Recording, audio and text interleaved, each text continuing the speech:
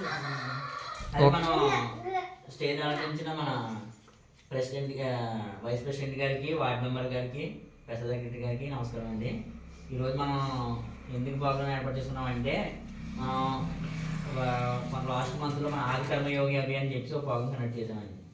మనకి ఏంటంటే పీవీటీసీ గ్రామాల్లో ప్రత్యేకంగా ఇది మనకి పెట్టారు, కేంద్ర ప్రభుత్వం పథకం పెట్టింది.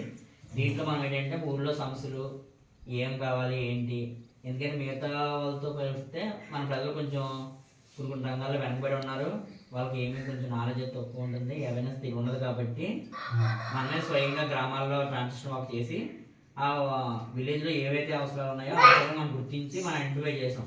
అది మన గ్రామ ప్రజలను పెద్దలను అడిగి కూడా మనం కొన్ని సమస్యలను గుర్తించాం. అవి రాసి ఒక ఎంత అవుతుందో ఏంటి ఎస్టిమేషన్ వేసి మనం పంపించాం. ఈరోజు దానిలో భాగంగానే మనకి ఏంటంటే ఇంకా ఏం సమస్యలు ఉన్నాయో ఏంటి అని ఒక గ్రీవెన్స్ కండక్ట్ చేయమన్నారండి. ఆది సేవా కేంద్రంగా మనం ఇది ఈ అంగన్వాడీ సెంటర్ పెట్టాం. యాక్చువల్గా చెక్కుబడి పెడదాం అనుకున్నాం, కానీ మళ్ళీ మన విలేజ్ 10 కిలోమీటర్లు ఉందని ఇక బొన్నగూడెం వరకు మనం బొన్నగూడెం అంగన్వాడీ సెంటర్ని ఆది కర్మయోగి కేంద్రంగా మార్చాం. దానికి ఇన్ఛార్జ్గా మనం ప్రసాద్ సెక్రటరీగా పెట్టామండి. అంటే ప్రసాద్ సెక్రటరీ ఎవరో పెట్టమన్నారు, పెట్టడం జరిగింది.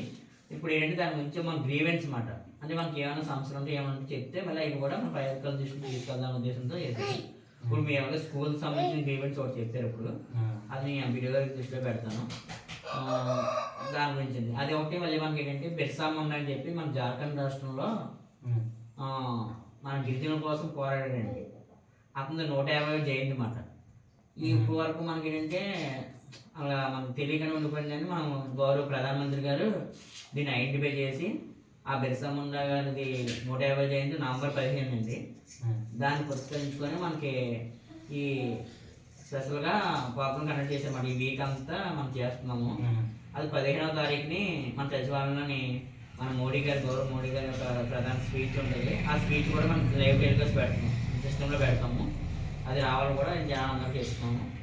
దాన్ని బేస్ చేసుకుని మనం ఈ ఆది కర్మయోగ కేంద్రాల్లో సున్వాయి అని చెప్పి జనజాతీయ గౌరవ సున్వాయి అని చెప్పి మనం గ్రీవెన్స్ కండక్ట్ చేస్తున్నాం అన్నమాట. దానికి సంబంధించి ఇది ఇలా ప్రాబ్లం కండక్ట్ చేయడం జరిగింది. మీరు ఏమైనా ఉంటే చెప్పచ్చు. ఈ స్కూల్స్ ప్రాబ్లం నేను ఎంబీఓ దృష్టిలో పెడతాను. ఈరోజు దాని అదే ప్రధాన ఉద్దేశం అండి. అదే అదే అది చెప్తానండి. ముగ్గురు ఉన్నారు కానీ